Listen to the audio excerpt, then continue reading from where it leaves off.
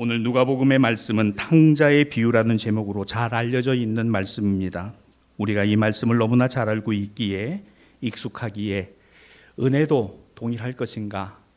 아니요. 저는 오늘 이 아침에 하나님께서 말씀을 전하는 저와 여러분에게 새 은혜를 주실 줄 믿습니다. 이 말씀 속에서 우리는 앞절을 먼저 생각해 봐야 합니다. 단순히 이 비유 하나가 있지 않지요. 앞에 두 가지 비유가 더 나옵니다. 대상은 바리새인들과 서기관들에게 주시는 예수님의 비유라고 했어요. 잃어버린 것을 찾은 주인, 그리고 잃어버린 양을 찾은 목자, 그리고 아들이 다시 돌아와 기뻐하는 아버지의 모습. 자, 이 모든 것을 한마디로 정의하면 이런 거겠죠. 찾고, 그리고 얻고, 회복된 다시라는 말입니다. 여러분 오늘 마음속에 이 말씀 하나를 꼭 넣어주면 좋겠어요. 다시. 자, 본문을 봅시다. 이 아버지에게는 아들이 둘이 있었습니다. 어느 아들 하나 소중하지 않은 아들이 없죠. 부모의 마음을 자식이 다 알진 않아요. 그러나 부모는 말을 하지 않아도 자식에 대한 애틋함은요, 참 가슴에 깊이 남아 있어요. 부인이 먼저 세상을 떠나도, 남편이 먼저 세상을 떠나도, 그런데 자식을 먼저 앞세운 부모를 일컫는 세상에 말은 없다 그러잖아요. 이 자식의 존재는 참 그런 겁니다. 아마도 이 아버지에게 큰아들이나 작은아들이나 큰아들 참 소중하고 귀한 아들이었을 겁니다. 그런데 본문 누가복음 15장 12절로 13절에는 그 중에 둘째 아들이에요. 이 둘째가 이렇게 말해요. 아버지, 재산 중에 내게 돌아올 분깃을 내게 주세요. 자, 이게 우리도 이 내용을 보면요, 뭐 그리 좋은 아들은 아니겠구나라는 마음이 들어요. 아버지 살아계신데 재산 나눠달랍니다. 어르신들이 그런 얘기 많이 해요. 무엇인가 쥐고 있으면 끝까지 쥐고 계시기 바랍니다. 절대로 중간에 양도하지 마세요. 끝까지 가지고 계세요. 그래서 우리 아버지는 저한테 끝까지 그 신학책을 끌고 계시다 절 주셨어요. 정리하느냐고 혼났어요. 아주. 주시려면 좀 돈을 주시지. 근데 목사가 돈이 없으니까 저한테 남겨주신 거라고는 책하고 일기장만 남겨주셨어요. 여러분 혹시 뭐 가지고 계세요? 끝까지 가지고 계시기 바랍니다. 그래야 명절에도 오고요. 그래야 전화도 하고요. 그래야 생신도 챙기고요. 주는 순간 끝납니다. 아니, 이 아들도 좀 그런 거예요. 유대법도 그런 거예요. 아버지 돌아가셔야 이게 재산 정리가 일어나는 일인데, 이 시퍼렇게 아버지 살아계신데 와가지고 달라는 거예요. 내 거랍니다. 내게 돌아올 분깃. 12절 다시 한번 열어보죠.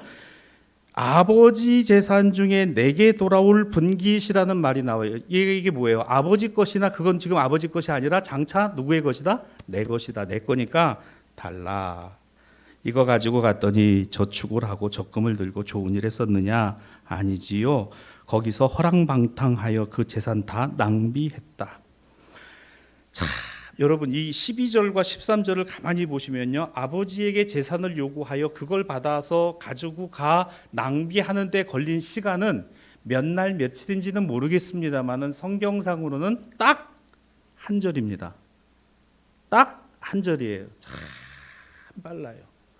여러분 모으기가 어려워서 그렇지요. 허투루 쓰는 거는요 순간이에요. 딱 한 절 걸렸습니다. 겨우 이방인에게 붙어 살면서 가장 유대인의 저주받은 모습이라 할 수 있는 돼지 치는 자로 전락하고만 둘째 아들. 그래서 이 아들을 성경은 제목은 붙어 있지 않습니다만 이 말씀을 읽는 모든 그리스도인들은 탕자라는 말을 붙입니다. 탕자. 그런데 이 아들이 돌이키게 되죠. 그 안에서 회복이 일어나게 돼요. 아버지의 집으로 돌아갈 결심을 하게 됩니다. 그런데 보세요. 결심을 하고 돌이켜서 아버지에게로 걸음을 옮기는 데까지 걸린 시간. 성경을 보세요. 17절, 18절, 19절, 20절 상반절까지 자그마치 4절이나 걸렸어요. 저는 지금 절수만 갖고 얘기하는 겁니다.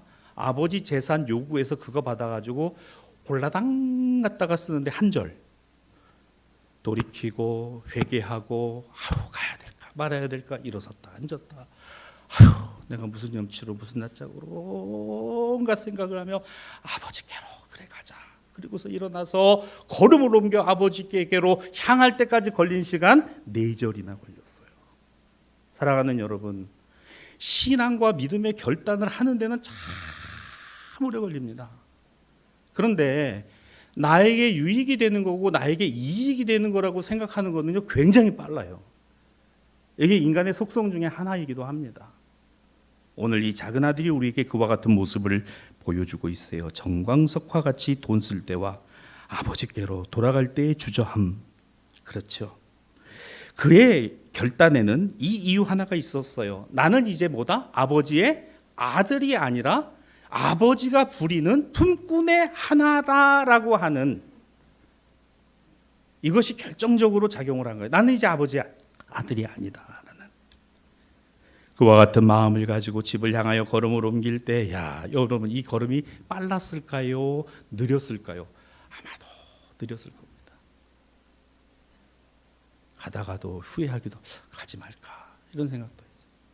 근데 아버지에게 재산 받아가지고 가가지고 쓰는 데는 주저도 없고 망설임도 없어요. 그런데 놀라운 내용이 나옵니다. 본문 20절입니다. 그렇게 집 가까이 왔는데 거리가 먼데 집하고도 거리가 한참이 남았는데 앞에 누가 보이는 거예요? 아버지가 보이는 거예요. 아버지가 나와 있는 거예요. 문자를 한 것도 아니고 편지를 한 것도 아니고 인편을 쓴 것도 아니고 날마다 이 아버지는 이 아들이 떠난 길에 나와서 이제나 오려나 저제나 오려나 그리고 쳐다보고 있는 아버지의 마음 여러분 다 아시죠? 여러분들의 마음이 여러분들의 자녀를 향한 여러분들의 아들과 딸들을 향한 마음 말입니다. 이 아버지의 모습이 특별한가요? 특별하지 않아요. 이 모습이 우리에게도 낯설지 않다는 겁니다. 아직도 거리가 먼데 아버지가 그를 보고 아버지의 마음입니다. 이것이 아버지의 마음. 제 얘기를 해서 좀 죄송합니다만은 제가 신학생 때 아버지가 올라오셔서 저를 만나면 제 손에 5,000원을 쥐어주셨어요. 이걸로 한 달을 살아라. 그때 서울신대 밥값이 550원 할 때입니다. 한 끼에. 딱 10끼가 안 돼요. 그걸 쥐어주고 돌아서시는 그 아버지의 모습, 그게 참 잊혀지지가 않아요. 우리 교회에서 많은 금액은 아니지만 서울신대 학생들에게 우리 밥값하라고 선교비를 지금 16년째 보내고 있잖아요. 우리 2학생, 3학생, 어떤 4학생까지도. 참 그 모습이 지금도 눈에 선한. 근데 저도 그런데 그 돌아서시는 아버지의 마음이 어땠을까라는 거를 제가 아비가 되고 보니까 참 이게 가슴에 와서 맺히더라고요. 오늘 이 장면을 여러분의 삶에서 한번 적용을 해봅시다. 이 아버지는 좀 특별하네. 아니에요, 특별하지 않아요. 그런데 이 아들이 참 지금 그 거리가 아직도 집하고 멀리 떨어져 있는데 아버지가 나와서 기다리고 있는, 연락을 한 것도 아니에요. 인편을 보낸 것도 아니에요. 그런데 아버지는 매일같이 이 아들을 그 간기를 바라보면서 여러분에게 물어보십시다. 아버지가 여기 나와 그 아들을 바라보고 있는 것에는 그 아버지의 마음에 무엇이 있었을까? 맞습니다. 여러분 생각은 바로 그겁니다. 이 아들은 반드시 돌아올 거다라는 믿음이에요. 반드시 돌아올 거다. 하나님 아버지, 이 남편, 내 남편은 반드시 예수 믿을 겁니다라는 믿음을 가지세요. 하나님이 여러분의 자녀들을 반드시 붙드시고 인도하신다는 믿음을 가지세요. 지금 내 눈에 보이지 않지만, 지금은 그렇지 않지만, 자식이기 때문에, 하나님의 자녀이기 때문에 너무너무 기뻤습니다. 아버지는 그래서 종들을 불러서 이 아들에게 좋은 옷을 입히고 반지를 끼워주고 신을 신기고 송아지를 잡아서 잔치를 열어주었습니다. 얼마나 아름답고 화목하며 그리고 화해하며, 그리고 또한 동시에 이 가정에 기쁨이 회복되고 하나님의 사랑과 은혜가 회복된 해피엔딩이 여기까지여야 되는데, 짜잔, but, 그러나 25절 이하의 말씀입니다. 맏아들은 밭에 있다가 돌아오며 집에 가까이 왔을 때 풍악과 춤추는 소리를 듣게 됐는데 종을 불러서 이 무슨 일인가? 아유, 모르세요? 서방님, 작은 도련님 오셨어요. 아버님이 너무너무 기뻐하셔서 그를 끌어안고 잔치를 벌이고 있어요. 28절입니다. 형이 큰아들이 노하여 집에 들어가고자 하지 아니하거나, 분노가 일어나는 거예요. 도저히 이해할 수 없는. 그런데 보세요, 그 다음 이어지는 말씀입니다. 아버지가 나왔어요. 이 아들이 집에 들어오지 않으려고 한 종이 와서, 주인님, 큰아드님이, 큰도련님이 화가 머리끝까지 났어요. 안 들어오려고 그래요. 냅둬, 그 녀석은. 그게 아니라 이 아버지 나와서 권했다 그랬습니다. 아들이 얘기해요. 내가 여러 해 아버지 섬겨 명을 어김이 없었는데 도대체 아버지 이게 뭡니까? 저 녀석이 돌아왔네. 자신의 동생도 아니요, 이 아들이 돌아오면, 아버지한테는 아들인지 모르지만 나한테는 왼수 같은 녀석이고 저 녀석은 나하고 피를 나눈 형제도 아닙니다. 분노가 일어나고 원망이 일어납니다. 이해할 수 없는 아버지의 처사라고 생각합니다. 큰아들의 항변입니다. 여러분, 저는 이 말이 틀리지 않았다고 생각해요. 틀린 말하고 있지 않습니다. 맞아요, 맞습니다. 그러나 중요한 것은 이거예요. 그 큰아들이 아버지의 마음을, 아버지의 진심을 과연 믿고 있는가? 사랑하는 여러분, 오늘 여러분에게 던지고 싶은 신앙적인 질문이 이겁니다. 우리 하나님 아버지의 마음을, 그분의 섭리와 은총을 우리는 확실히 믿고 있습니까?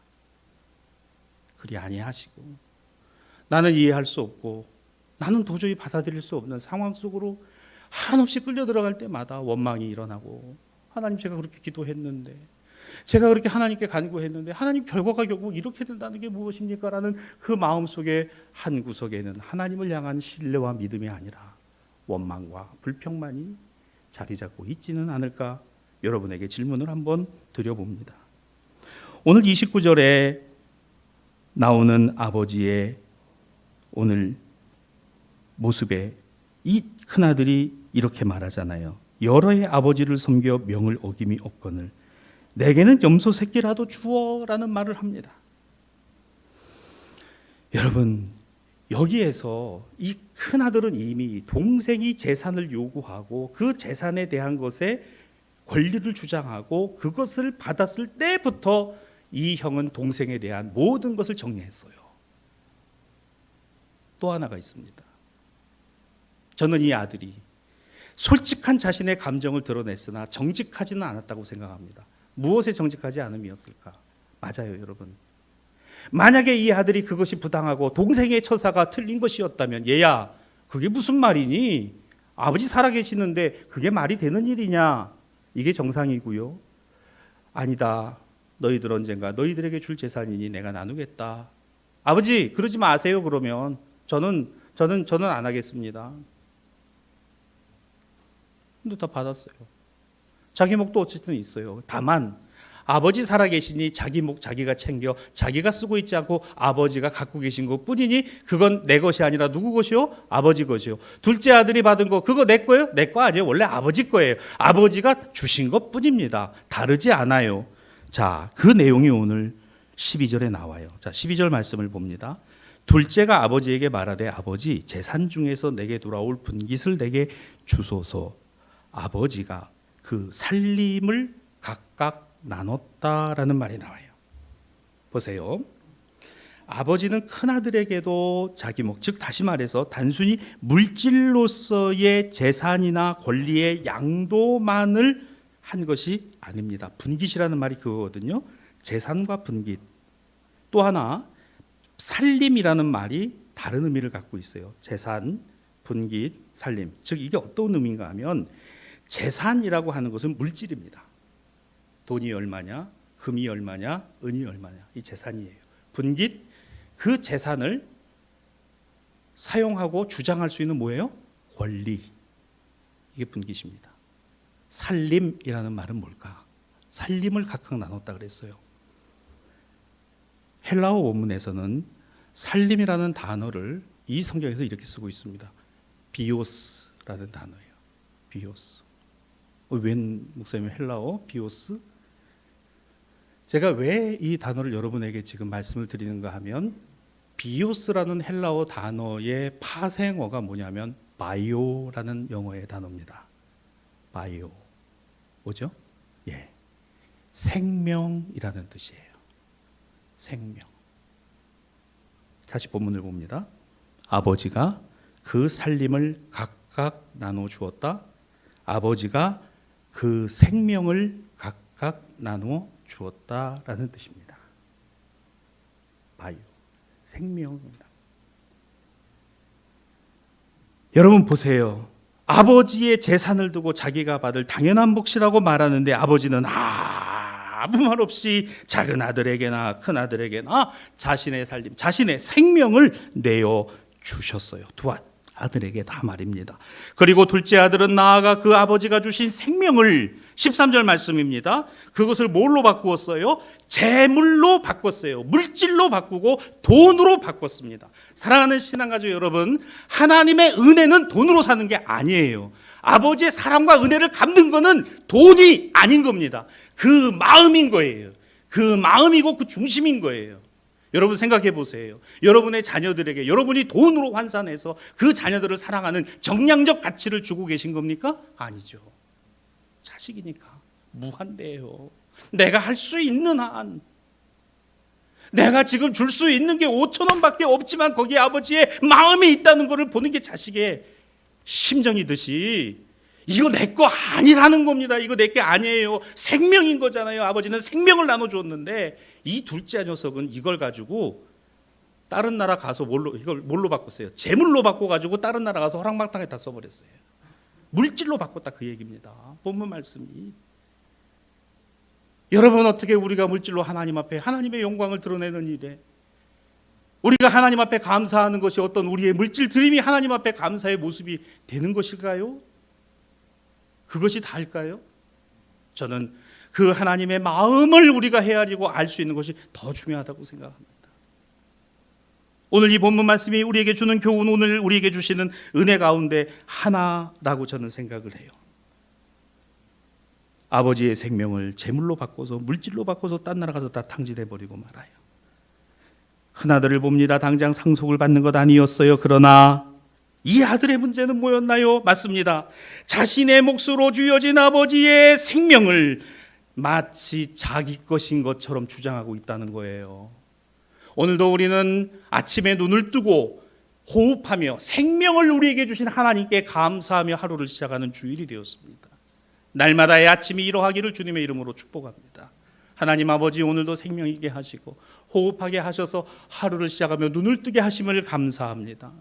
주님 오늘도 함께 하시고 동행하시며 인도하여 주실 줄 믿습니다. 하나님의 은혜로 사는 것, 내 것으로 사는 것 아니고 내 힘으로 내 의지로 사는 것 아니라는 고백인 것이죠. 큰아들의 분노, 그것은 자기 것, 사실은 아버지 것인데 그게 내 거라는 거잖아요. 그거 가지고 아버지가 성대한 잔치를 베풀어 동생에게 베풀었으니 아이고 이게 말이 되는 이야기냐. 그렇습니다. 큰아들에게 아버지의 잔치는 자기에게 돌아올 물질과 권리와 지분을 가지고 버리는 도저히 이해할 수 없는 아버지의 과잉이다라는 큰형의 논리인 것이죠. 그런데 보세요. 이 가정이 얼마나 오랜만에 화목해지고 얼마나 행복한 시간입니까? 이 아들이 돌아왔는데 말이죠. 저와 아내가 요즘 참 그래요. 정말 쓸쓸하고 외로워요. 둘이 있다가 하나, 그 하나마저도 올라가서 지난주에는 학교 일 때문에 못 오고 이번 주에 내려왔는데 제가 주중에 아내더러 너무 보고 싶다. 우리 강집산에 온이를 데려다 일주일만 좀 데리고 있을까? 죄송합니다. 여기 우리 여러 어르신들이 계신데 자녀들 많이 보고 싶으시죠? 같이 계시고 같이 있을 때 뭐 저는 아직 손주를 보질 않았습니다만 그게 또 그렇게 또 이렇게 밟힌다고들 말씀들을 하시는 거예요. 두 분이 계시면, 부부가 두 분이 계시면 더 좋고 더 그래야 되는데 사실 더 그런 것도 아니에요. 그냥 맹숭맹숭하고 진짜 더 그런 거래. 여러분, 이 가정에 그 아들이 돌아왔어요. 이 아버지는 누가 시킨 것도 아닌데 매일같이 나가서 그 아들이 이 길로 돌아올 거라고 믿고 오늘이냐. 매일같이. 형도 그 소식을 듣고 그때는 좀 분노하고 그때는 좀 아니었지만 그래도 이 녀석이 돌아왔구나. 어찌 살아있고 종에게 아니 그래 그렇게 왔어. 이 녀석 그냥 그렇게 오세요. 아이고 서방님 말도 마세요. 보니까 거의 한 상그짓골을 하고 왔는데 그래도 사지는 멀쩡합디다. 다행이야. 그렇게 얼마나 고생을 했을까. 여러분 이러면 이게 얼마나 좋은 모습일까. 이 큰아들에게는 그게 없어요. 지금 큰아들은 자신의 동생으로부터 받은 상처가 회복되지 아니해가지고 여전히 분노가 되고 여전히 원망이 되고 여전히 아버지가 아닌 거예요. 물어보십시다. 자기 게 어디 있어요? 아버지 것인데, 아버지가 주신 것인데, 재산도 분깃도 생명도 아버지가 주신 것인데, 이 아들, 이 큰아들, 사랑하는 신앙가족 여러분, 우리는 그렇다면 이렇게 생각해 볼 수 있어요. 둘째 아들만이 탕자인가? 아닙니다. 첫째 아들도 탕자예요. 불효막심한 녀석입니다. 이 내용을 깊이 있게 들여다본다면 말이죠. 오늘 예수님의 메시지의 핵심도 여기에 있습니다. 바리새인과 서기관들에게 주신 비유이기 때문에 그래요. 바리새인과 서기관들에게 묻습니다. 너희가 신앙이 있고 믿음이 있고 하나님 잘 섬긴다고 하는데 너희는 어느 쪽이냐? 작은 아들 같기도 하고 큰 아들 같기도 하고. 그런데 분명한 거 있어요. 세리와 죄인들이 예수님께 나와 말씀을 듣는 게 싫었어요. 그들이 구원받는다는 것 용인할 수 없고 용납할 수 없는 일입니다. 그들은 왜? 둘째 아들 탕자기 때문에 율법에 그렇게 규정하고 있으니까. 그러면 예수님의 오늘 메시지의 핵심은 이겁니다. 바리새인과 서기관들, 너희가 바로 이 큰아들, 첫째 아들 아니더냐라는 거예요. 그거 아니더냐. 사랑하는 대사의 신앙가족 여러분, 오늘 우리 대사교회 예배당이 앞으로 오늘 이 지역의 변화와 더불어서 많은 분들이 이곳에서의 회복이 일어나고 복음으로 신앙과 믿음으로 오늘 하나님의 사람으로 거듭남의 역사들이 일어나기를 소원합니다. 그러면 여러분, 우리는 큰아들이 돼서는 안 돼요. 우리는 큰아들이 되어서는 절대로 안 됩니다. 우리는 작은 아들이었다는 사실을 잊어버려서 안 돼요. 우리는 작은 아들이었습니다. 또 다른 작은 아들들이 올 겁니다. 매일같이 새벽 기도하며 시험장을 바라보며 제도길을 바라보며 기회를 바라보며 기도하잖아요. 아버지의 마음이. 지금 보이나요? 지금 보이지 않아요. 그러나 반드시 올 거라고 믿는 거예요. 여러분, 이게 아버지 마음이에요. 이게 하나님의 마음이에요. 저는 우리 대사교회가 74년을 하나님의 은총과 은혜 안에서 그렇게 새겨져 왔다고 믿습니다. 여러분과 더불어 말입니다. 그러면 앞으로 우리 교회에 바로 저와 여러분이 탕자였듯이 그와 같은 분들이 얼마나 많이 올 것인가 여러분 보이지 않습니까? 아예 안 보이는데요? 안 보여요. 그러나 보이지 않습니까? 믿기 때문에 보이는 거예요. 회복을 믿기 때문에, 사랑을 믿기 때문에, 은혜를 믿기 때문에 우리는 보이는 겁니다. 여러분의 가정도 이와 같기를 주님의 이름으로 축복합니다.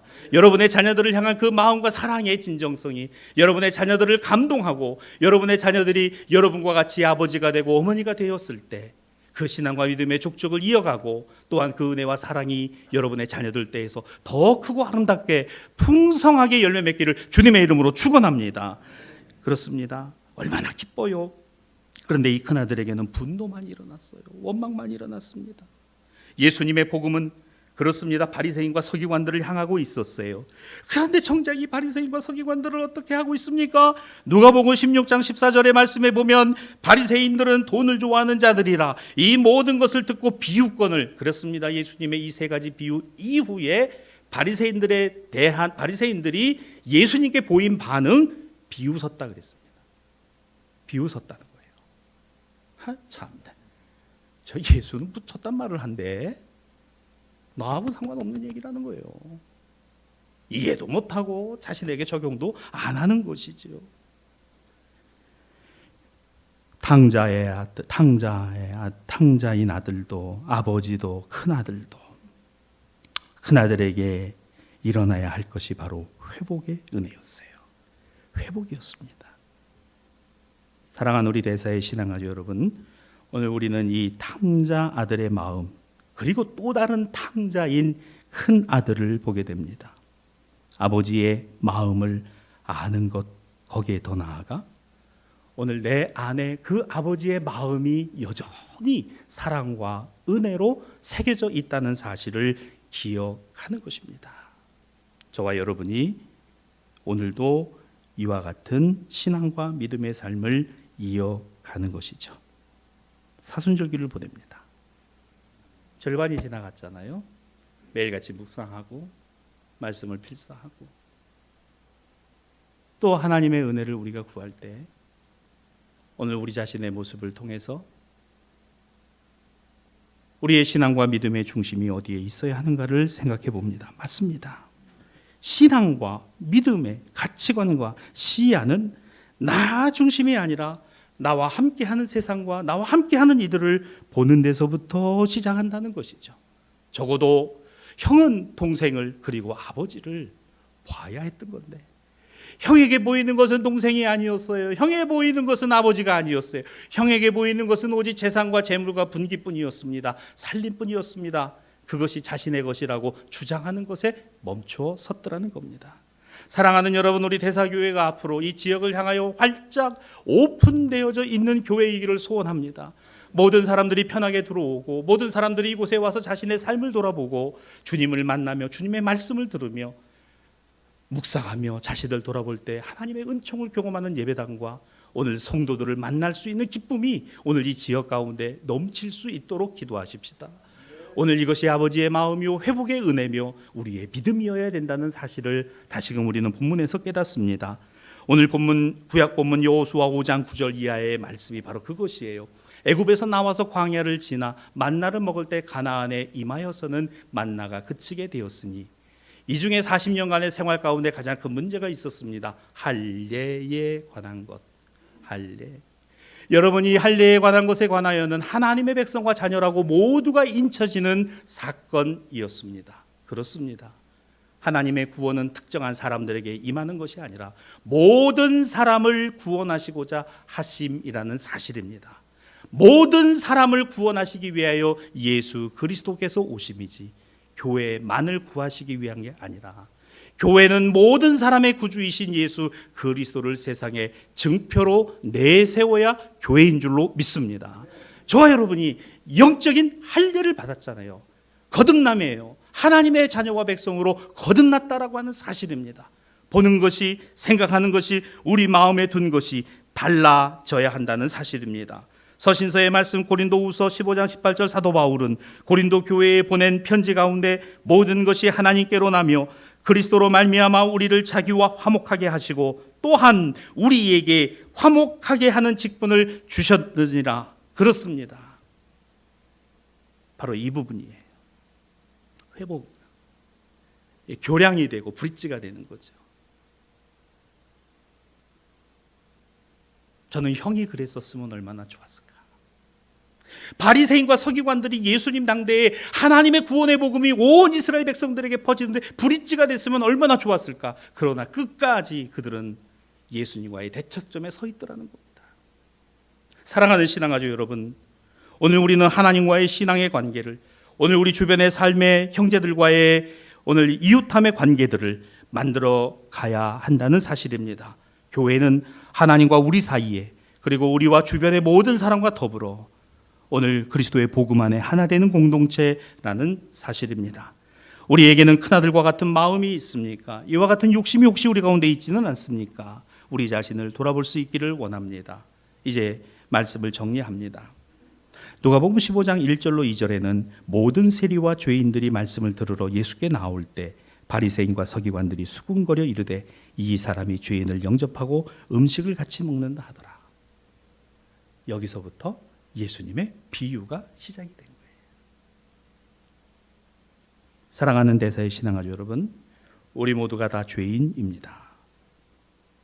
그러나 이런 죄인을 사랑하사 당신의 생명을 아낌없이, 당신의 바이오를 아낌없이 우리에게 주시니가 아버지시니 곧 당신의 아들 예수 그리스도를 통해서입니다. 거친 세상에서 실패하거든 그 손 못 자국 만져라. 부활의 주 따라가려거든 그 손 못 자국 만져라. 주님에게 생명이 있고 생명이 있어야 살고 살아야 열매 맺고 결실이 있습니다. 이 생명이, 주님의 생명이 저에게도 여러분들에게도 우리 모두 신앙가족들과 우리 교회 가운데에도 충만한 이 사순절 네 번째 주간이 되기를 우리 주님의 이름으로 축원합니다.